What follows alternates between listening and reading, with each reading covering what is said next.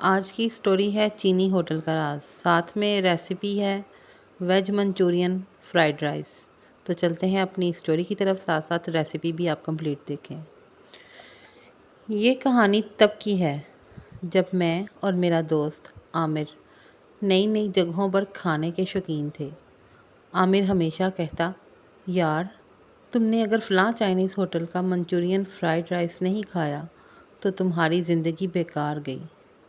اب میں بھی سوچ میں پڑ گیا کہ بھائی زندگی کے بقا کے لیے ضروری ہو گیا کہ ایک بار وہ فرائیڈ رائس چکھ ہی لیا جائے۔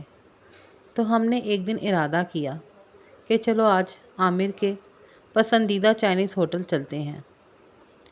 جیسے ہی ہوٹل پہنچے تو وہاں کی فضا ہی الگ تھی۔ دروازے پر 2 بڑے ڈریگن بنے ہوئے تھے، سرخ رنگ کی روشنیاں تھیں اور ایک بورڈ جس پر لکھا تھا 100 سال پرانی خاندانی ترکیب۔ یہ پڑھ کر میرے دماغ میں ایک عجیب سا سوال آیا کہ اگر ترکیب 100 سال پرانی ہے تو کہیں چاول بھی 100 سال پرانے نہ ہوں گے؟ عامر کو دیکھا تو وہ مزے سے مینیو دیکھ رہا تھا، جیسے اسے کوئی پریشانی ہی نہیں۔ ہم نے میز پر بیٹھ کر ویٹر کو بلایا۔ ویٹر ایسے دوڑا آیا جیسے اس کے پیچھے کوئی چیتا پڑا ہو۔ میں نے ہلکی سی مسکراہٹ کے ساتھ پوچھا، بھائی 2 پلیٹ منچورین فرائیڈ رائس لے آؤ اور ایک سوال کا جواب بھی دو، کیا یہ ترکیب واقعی 100 سال پرانی ہے؟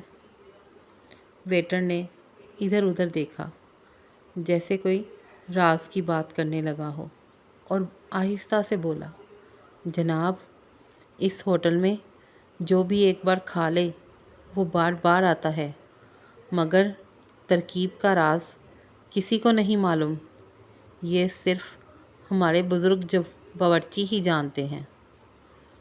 عامر نے مزید تجسس سے کہا، تو بھائی انہیں بلاؤ نا، ہم بھی ذرا اس راز کو جانیں۔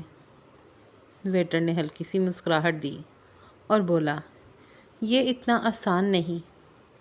اب تو میری دلچسپی اور بڑھ گئی اور میں نے سوچا کہ کچھ تو خاص بات ہے۔ تھوڑی دیر بعد کچن کا دروازہ کھلا اور وہاں سے ایک بزرگ باورچی نمودار ہوئے۔ سفید داڑھی، چھوٹی آنکھیں جو کسی جادوگر کی طرح چمک رہی تھیں اور ہاتھ میں لکڑی کا ایک چمچ۔ وہ آہستہ آہستہ چلتے ہوئے ہماری میز کے قریب آئے۔ انہوں نے ہمیں غور سے دیکھا اور بولے، تم جاننا چاہتے ہو کہ ہمارے کھانے کا راز کیا ہے؟ ہم دونوں نے ایک ساتھ سر ہلایا۔ جی ہاں بالکل۔ وہ مسکرائے، آہستہ سے جھکے اور پھر دھیمی آواز میں بولے، محبت۔ ہم حیران ہو گئے۔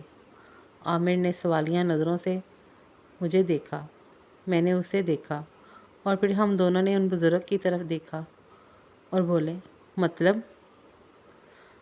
تو بزرگ پھر سے مسکرائے اور مسکراتے ہوئے کہنے لگے، بیٹا لوگ سمجھتے ہیں کہ مزیدار کھانے کے پیچھے کوئی جادو ہوتا ہے، مگر اصل جادو ہاتھ کا ذائقہ اور نیت میں محبت ہوتی ہے۔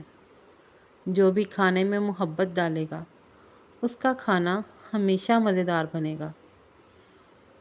آزما کے دیکھ لو۔ پھر ہمیں سمجھ آیا کہ اصل میں یہی ان کے کھانے کی خاص بات تھی۔